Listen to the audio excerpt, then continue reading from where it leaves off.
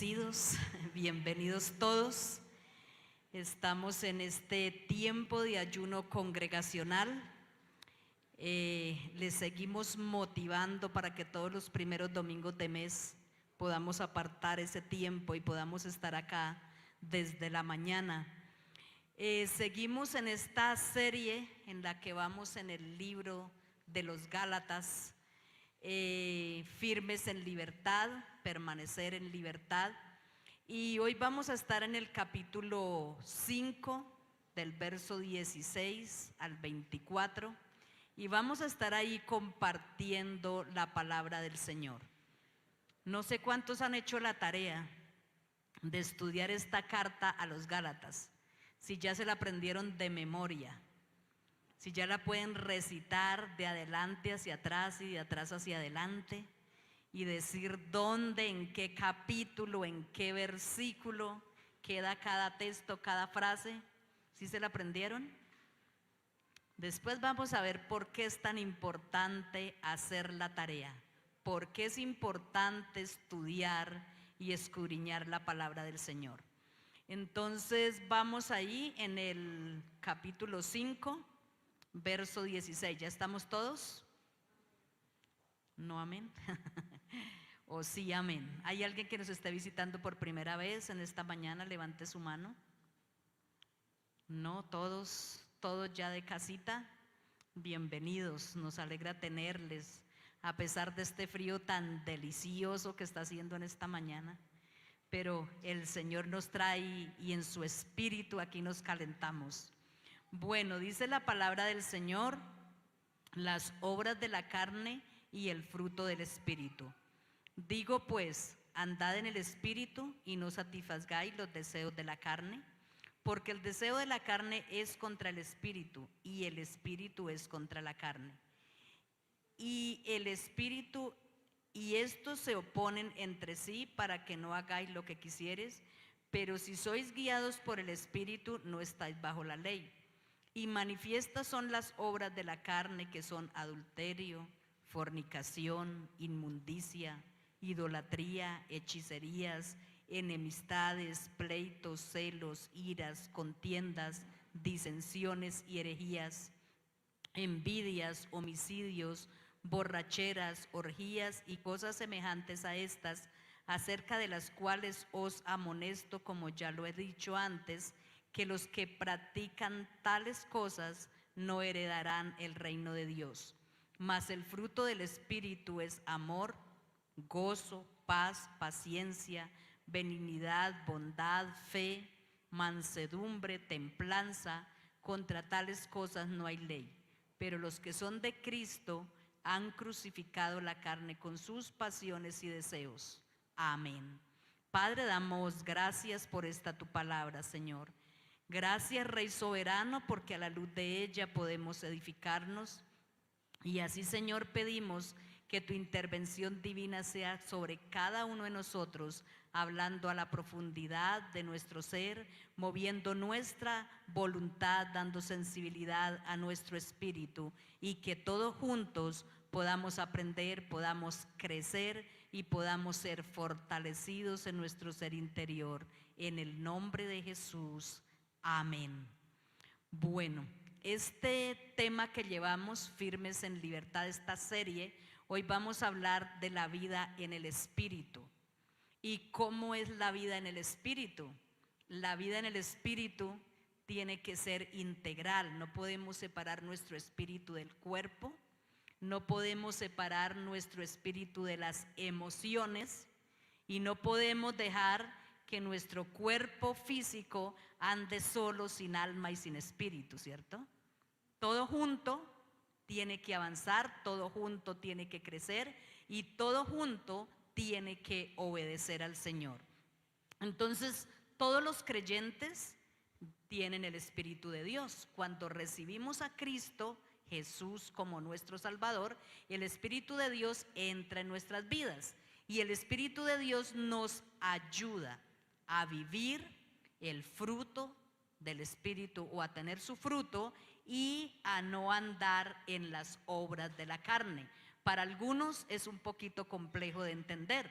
Y el apóstol Pablo les decía allí a los Gálatas, la libertad en Cristo es eso, es que ya no andemos en las obras de la carne, es que ya no satisfagamos nuestro cuerpo físico, sino que todo nuestro ser que le pertenece a Cristo le pueda agradar y pueda vivir una vida de obediencia. En Primera de Corintios capítulo 19 y 20 dice: ¿no se dan cuenta de que su cuerpo es templo del Espíritu Santo, quien vive en ustedes y les fue dado por Dios? Ustedes no se pertenecen a sí mismos, porque Dios los compró por un alto precio. Por eso honren a Dios con su cuerpo. Si nosotros le pertenecemos a Cristo, nuestro cuerpo no nos pertenece a nosotros. Algunos dicen: yo puedo hacer con mi vida lo que quiera, o yo puedo hacer con mi cuerpo lo que quiera. Puede, pero si lo hace no le pertenece a Cristo. Porque aquel que ha rendido su vida a Cristo Jesús, le pertenece a Cristo Jesús. Y si el Espíritu de Dios mora en esa persona no puede hacer lo que quiera. O sea, no puede servir a Dios con su espíritu y hacer con su cuerpo lo que quiera. Entonces si lo hace, no le pertenece a Dios.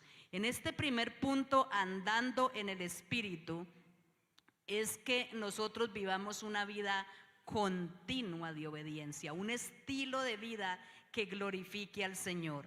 Entonces, ¿qué es la carne? ¿O por qué nos habla de las obras de la carne? Las obras de la carne, cuando alguien peca con su cuerpo, involucra sentimientos, emociones y su espíritu. Involucra todo, todo.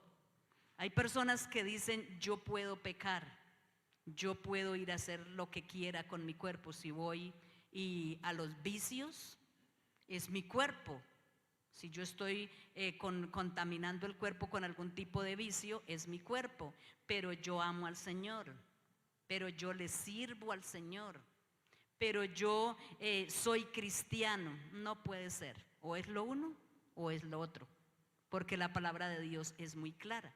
Y cuando alguien se involucra, hay personas que pecan con su cuerpo físico, van a la fornicación o el adulterio, y dicen: yo no voy a involucrar mis sentimientos ni mis emociones, simplemente voy, peco, vengo y me arrepiento y no pasa nada, pero mis sentimientos y mis emociones no se van a involucrar.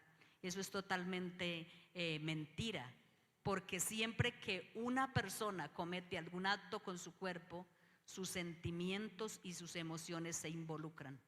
Siempre se va a involucrar. ¿Cómo se va a involucrar? O termina enamorándose de la persona con la que pecó, o termina sintiéndose tan sucio, tan culpable, o termina sintiéndose el peor de los mentirosos, o termina sintiéndose sin ningún valor. Se involucran los sentimientos, se involucran las emociones, y el espíritu va a ser contristado, porque el Espíritu Santo se aleja cuando la persona peca. No puede estar en un cuerpo de pecado. Entonces, si el cuerpo le pertenece a Cristo, no puede andar en las obras infructuosas. Y ahí leímos esa lista tan tremenda de lo que son las obras de la carne. Ahí nos habla que son manifiestas esas obras, y da una lista de todas las que tienen que ver con los pecados sexuales, todo lo que tiene que ver con este tipo de pecados, la sexualidad en la persona. Y la sexualidad en la persona no es mala. Dios nos creó sexuales por naturaleza. Dios creó la sexualidad para bendición en el matrimonio. Fuera del matrimonio, y como se use, como nos habla aquí en la lascivia, en la inmundicia, en el adulterio, y hay otras listas que están allí en Primera de Corintios 6, 9 al 11, y la otra que está en Romanos capítulo 1. Ahí habla de toda esa lista, del homosexualismo, todo lo que tiene que ver con pecados sexuales.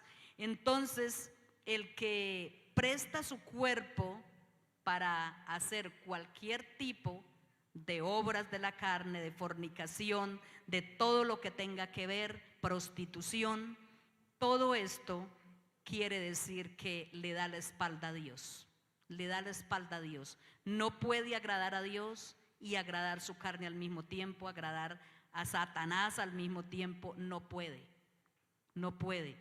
Y cuando esto se vuelve una práctica, ya es un vicio en la vida de la persona, un pecado constante.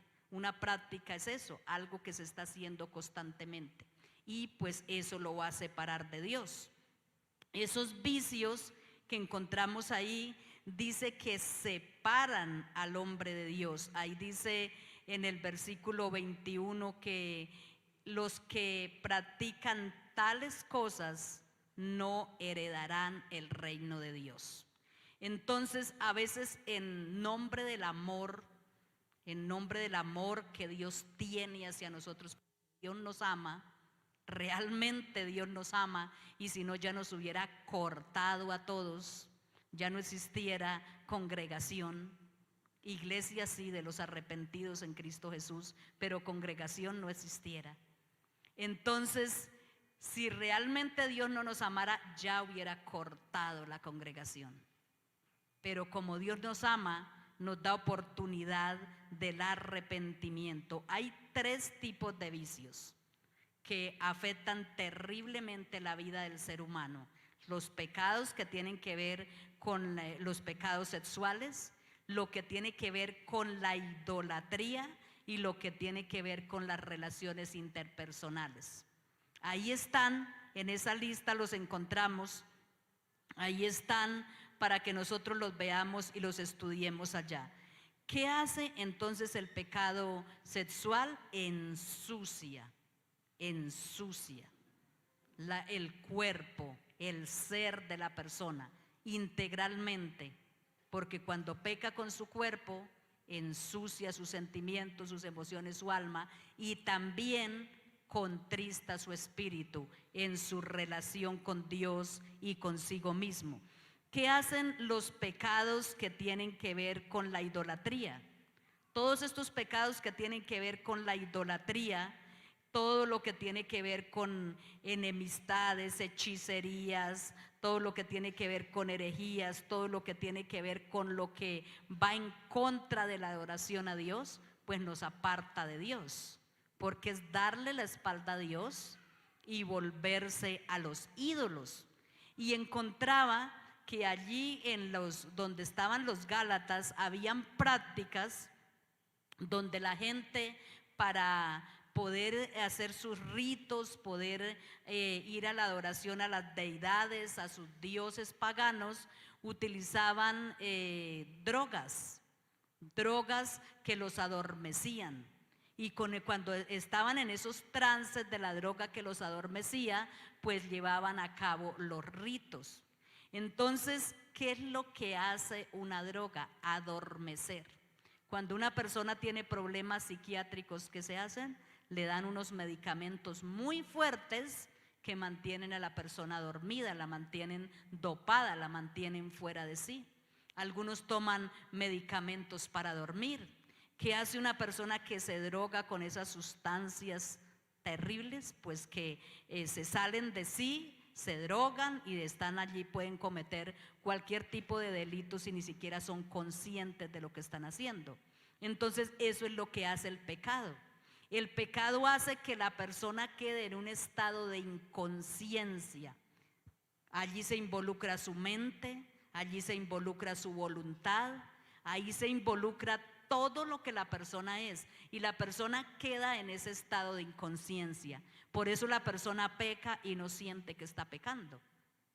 Puede decir las mentiras que quiera y le parece pues que está bien. Dicen que no hay peor mentiroso que el que se cree sus propias mentiras, y hay mentirosos así, que dicen tanta mentira que ya ellos mismos se las creen. Entonces la persona queda en ese estado de inconsciencia, de adormecimiento. Por eso se habla de ese letargo espiritual. se habla de adormecimiento, se habla de pasividad, de inconsciencia, porque el mismo pecado hace que la persona quede en ese estado. Y por eso la persona a veces ni siquiera es consciente de lo que está haciendo. El pecado es una droga que adormece a la persona.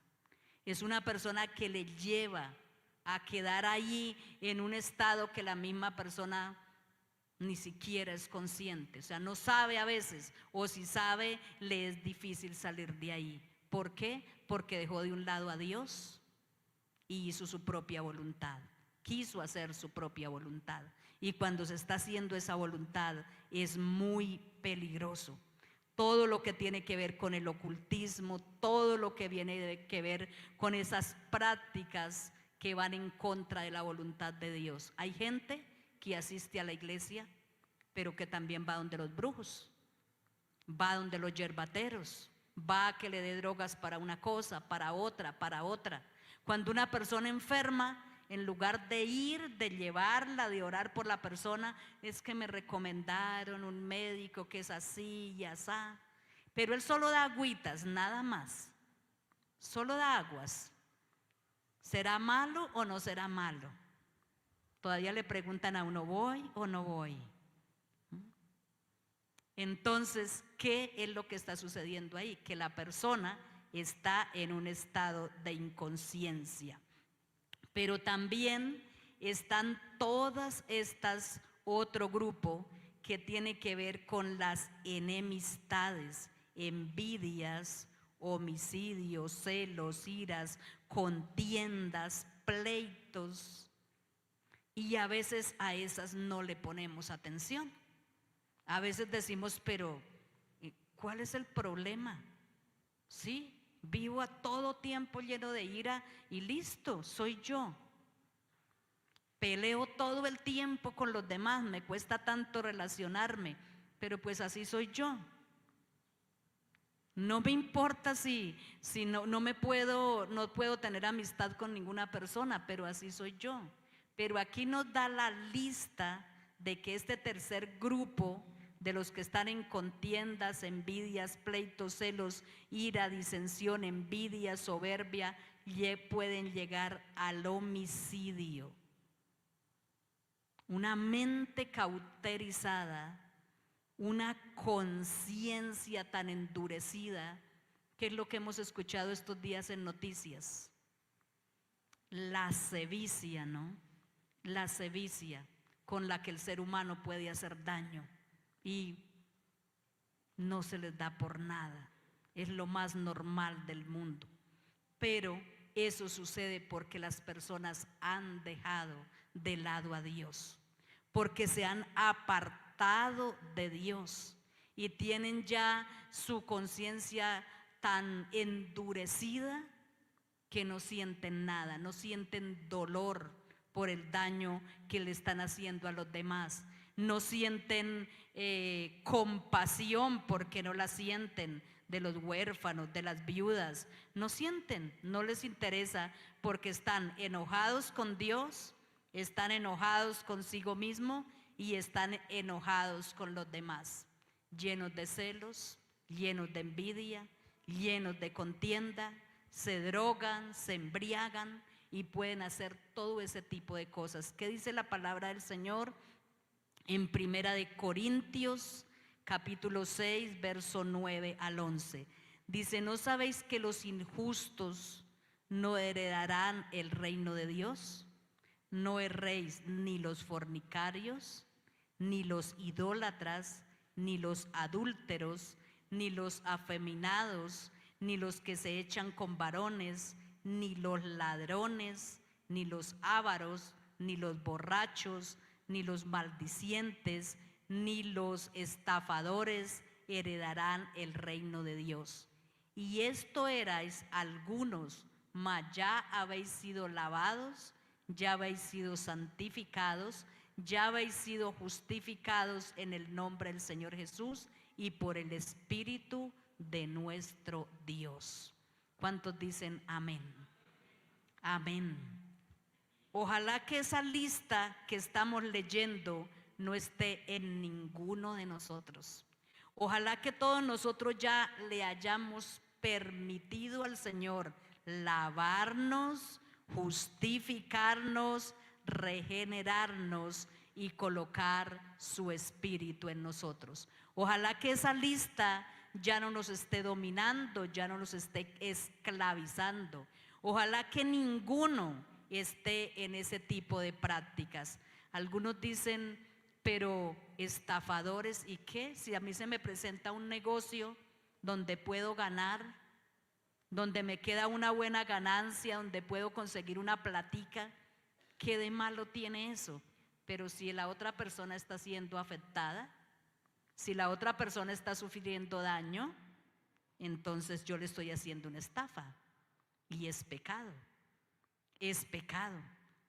Robar es pecado en cualquiera de sus formas y tiene que ver con avaricia, tiene que ver con idolatría, con egocentrismo, con querer tantas cosas para uno, con envidiar lo que tiene el otro, querer poseer lo que tiene el otro al precio que sea. Y a veces hay tantas prácticas de esas en la vida de las personas que no nos detenemos a mirarlas, no nos detenemos a pensar si alguna cosa de esas está ahí, pues va a estar impidiendo el mover del Espíritu Santo. Por eso es tan importante que nosotros vayamos al devocional, que nosotros tomemos esta palabra para nosotros y empecemos a hacerle chulito a cada una de estos lista de pecados que encontramos ahí. ¿Yo tengo alguno de esos? ¿Estoy practicando alguno de esos? Porque la tendencia pecaminosa todos la traemos, ¿no? La raza caída. Pero aquí la palabra de Dios dice que ya Cristo nos hizo libres, que esos éramos nosotros en otro tiempo. Antes de conocer, esos eran los Gálatas, nosotros no. Antes de conocer a Cristo, ahí nos da una lista. Entonces nosotros, si nosotros vamos a la luz de la palabra, tomamos la lista y empezamos a hacer allí a nuestro devocional, decimos, ¿estoy andando en las obras de la carne o tengo el fruto del Espíritu? Y el Señor nos va a hablar y nos va a mostrar cuál es nuestra condición. El segundo punto, el fruto del Espíritu. El fruto del Espíritu son virtudes, son actitudes piadosas que caracterizan la vida de los que le pertenecen a Dios por la fe en Cristo y poseen el Espíritu. Entonces el fruto del Espíritu nos da esa lista de características que están ahí en Gálatas, donde acabamos de leer. Está ahí en el versículo 22. Mas el fruto del Espíritu es amor, gozo, paz, paciencia, benignidad, bondad, fe, mansedumbre, templanza, y dice que contra tales cosas no hay ley.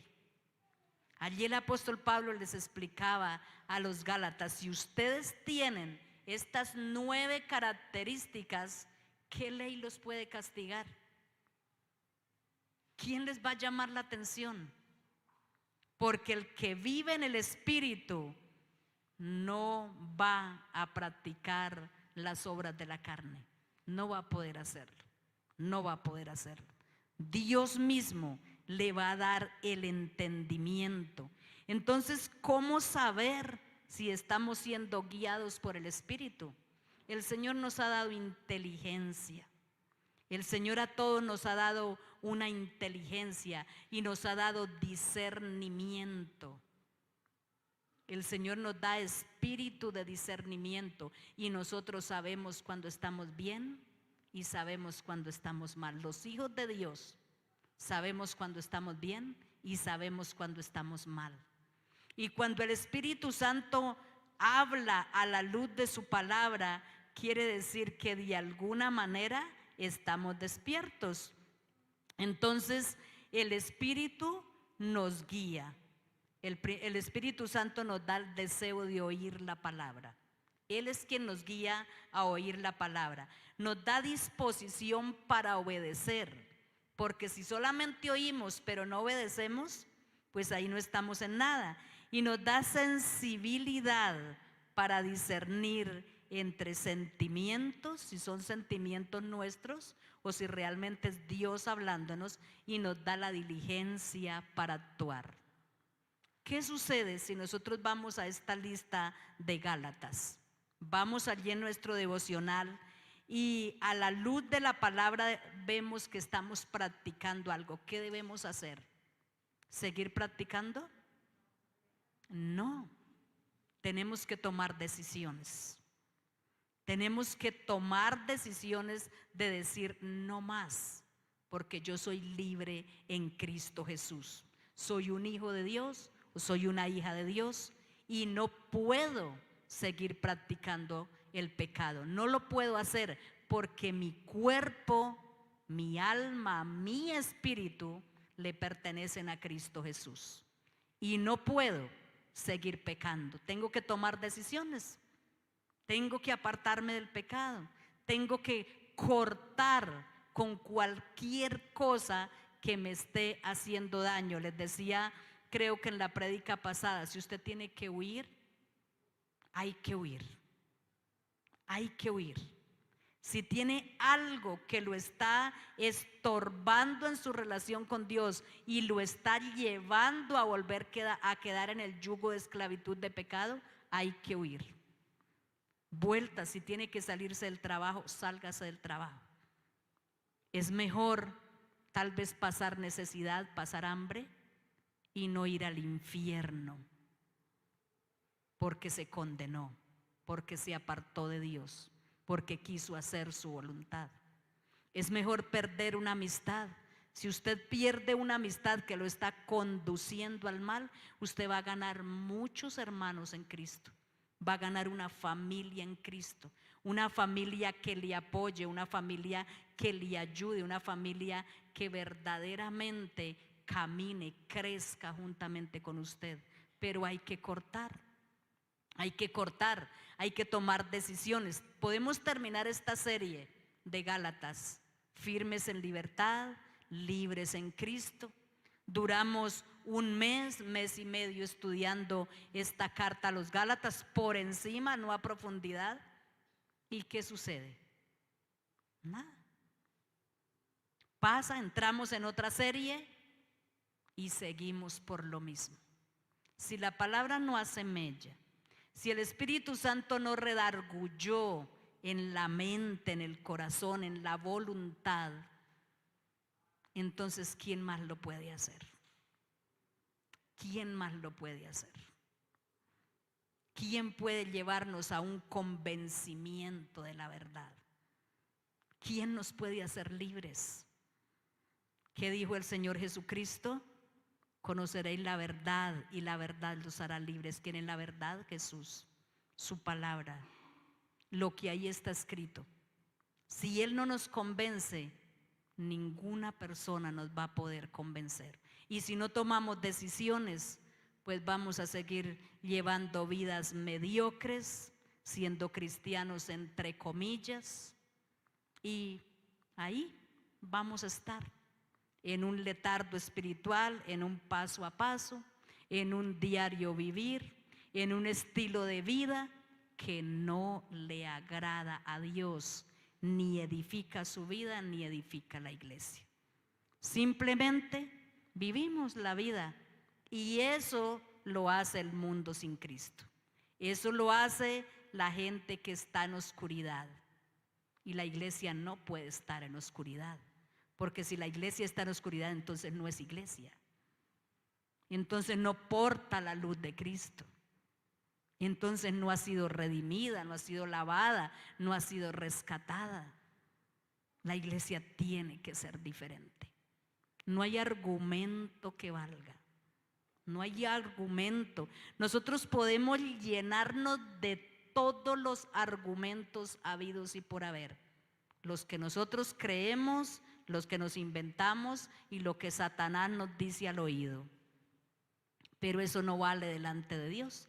La palabra de Dios simplemente dice: los que practican tales cosas no heredarán el reino de Dios. no heredarán el reino de Dios. Entonces podríamos decir, entonces, ¿qué es lo que Cristo nos ofrece? Cristo nos ofrece salvación, Cristo nos ofrece libertad, Cristo nos ofrece vida abundante en Él. La oración debe de ser que el Espíritu Santo nos guíe y controle cada día. Si Cristo está y su palabra está en nuestra mente, entonces nuestra vida y acciones mostrarán lo que realmente somos, porque Cristo nos edifica, el fruto es productivo, el fruto es edificante, el fruto es abnegado, el fruto es algo que realmente se ve. Y lo que dice ahí, vuelta a Primera de Corintios, en ese capítulo 6 y también en, Romanos capítulo 6, allí en esa lucha donde Pablo habla de la batalla del pecado, de la batalla del espíritu, de lo que realmente somos, allí nos habla muchísimo y nos da cómo el Señor nos hace libres, cómo Él pagó ese precio por nosotros allí en la cruz. Romanos 6, del versículo 6 al 12, dice: sabiendo esto, que nuestro viejo hombre fue crucificado juntamente con Él, para que el cuerpo del pecado sea destruido, a fin de que no sirvamos más al pecado. Porque el que ha muerto ha sido justificado del pecado. Y si morimos con Cristo, creemos que también viviremos con Él, sabiendo que Cristo, habiendo resucitado de los muertos, ya no muere, la muerte no se enseñoreará más de Él, porque en cuanto murió al pecado, murió una vez por todas, mas en cuanto a vive, para Dios vive. Así que también vosotros, considerados muertos al pecado, pero vivos para Dios en Cristo Jesús, Señor nuestro. No reine pues el pecado en vuestro cuerpo mortal, de modo que lo obedezcáis en sus concupiscencias, ni tampoco prestéis vuestros miembros al pecado como instrumentos de iniquidad, sino presentaos vosotros mismos a Dios como vivos de entre los muertos, y vuestros miembros a Dios como instrumentos de justicia, porque el pecado no se enseñoreará más de vosotros, pues no estáis bajo la ley, sino bajo la gracia. Conclusión: ¿el vivir bajo la gracia nos da libertad para pecar? No, no nos da libertad para pecar. En el versículo 24 dice: pero los que son de Cristo, de Gálatas, pero los que son de Cristo han crucificado la carne con sus pasiones y deseos. Y si vivimos en el Espíritu, andemos también por el Espíritu. Los que son de Cristo. Entonces la pregunta es: ¿somos de Cristo o no somos de Cristo? Por eso Pablo dijo: con Cristo estoy juntamente crucificado. Ya no vivo yo, sino que Cristo vive en mí. ¿Podemos nosotros también decir eso con toda firmeza, con toda libertad? Ya no vivo yo, Cristo vive en mí. ¿O qué decimos nosotros? ¿Que el pecado nos va a dominar? No, porque Cristo nos da la fuerza. El Espíritu Santo nos aconseja, el Espíritu Santo nos fortalece para que nosotros vivamos esa vida que le agrada a Dios. No podemos servirle al mundo y servirle a Dios. No podemos vivir una vida de satisfacer nuestra carne y pretender servirle a Dios. Tenemos que ser muy sinceros delante del Señor, ir a la palabra y decirle: Señor, háblame. Si estoy en una práctica habitual, quiere decir que no he experimentado totalmente la libertad, pero tampoco quiere decir que no lo pueda hacer. Aquel que se rinde realmente al Señor, aquel que se postra delante de Él y le dice: Señor, yo quiero ser libre, yo necesito ser libre. El Señor le regala esa libertad. No hay ningún pecado que se pueda resistir al poder de Cristo Jesús, porque Cristo en la cruz llevó todo tipo de enfermedad, de pecado, y sujetó a Él todo dominio, todo principado, demonios, espíritus inmundos, influencias, todo lo que sea. Lo que quiere decir que sí podemos en el nombre de Jesús. Sí podemos. La iglesia sí puede ser una iglesia limpia. La iglesia sí puede ser una iglesia libre. La iglesia sí puede vivir una vida al estilo de Jesús. La iglesia sí puede experimentar la libertad, pero la decisión la tomamos nosotros. La decisión la toma usted, la decisión la tomo yo, y la decisión la tomamos todos juntos para poder agradarle al Señor. Vamos a orar, vamos a tener un tiempo de oración. Vamos a estar ahí en pie. Deje sus notas, deje lo que tiene ahí y vamos a orar. Necesitamos orar. ¿Cuántos tienen sueño? Yo tengo sueño. Sueño físico, pero gracias a Dios no el espiritual. Nuestro cuerpo se puede negar a obedecer, nuestro cuerpo puede experimentar el cansancio, nuestro cuerpo puede experimentar la enfermedad, la debilidad, pero nuestro espíritu tiene que fortalecerse en el Señor. Yo les invito a orar, cada uno ore. Cada uno ore, no esperemos que coloquen palabras en nuestra boca, porque es que la necesidad de cada uno es su necesidad. Su necesidad no es la de otro. Por eso cada uno tiene que venir en esa actitud de rendición al Señor.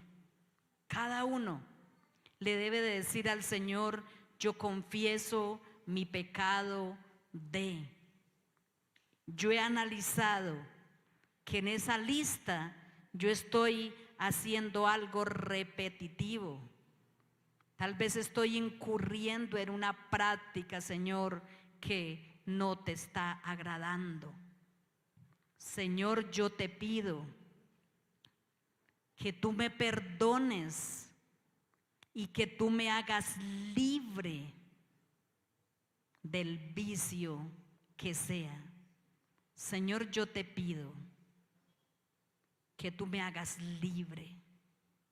Yo tomo la decisión de rendir mi vida, de rendir mi ser, para que tú me libertes, Señor. Liberta, Jesús de Nazaret. Yo te ruego, Cristo de la gloria, que tú tomes el control, Señor. Mira, Señor, cada vida aquí presente. Mira, Señor, la necesidad que hay. Mira, Señor, esa necesidad